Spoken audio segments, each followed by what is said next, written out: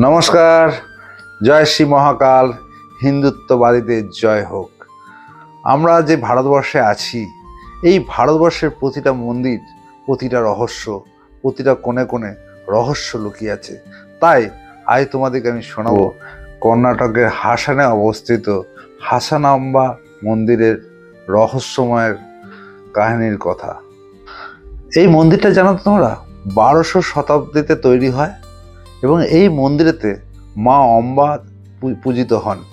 এই মা অম্বার পুজো কিন্তু সারা বছর ধরে হয় না কিন্তু বন্ধু, এই মায়ের অম্বার পুজো হয় কিন্তু একমাত্র বছরের 10টি দিন, যেটা হচ্ছে দীপাবলির সময়।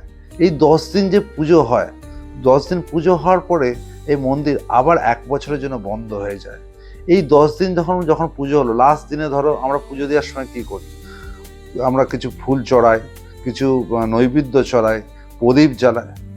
ঠিক 1 বছর পরে যখন আসা হয়, অর্থাৎ গেট খোলা হয়, দেখা যায় সেই ফুল যেগুলো মায়ের চরণে আহুতি দিয়ে অর্পণ করা হয়েছিল, সেই ফুলগুলো যেমন ছিল তেমনই আছে, এবং যেমন নৈবেদ্য যেমন দিয়েছিল তাদের সেইভাবেই আছে, এবং যে দ্বীপ জ্বালানো হয়েছিল একদম অ্যাজ ইট ইজ সেইভাবেই জ্বলছে।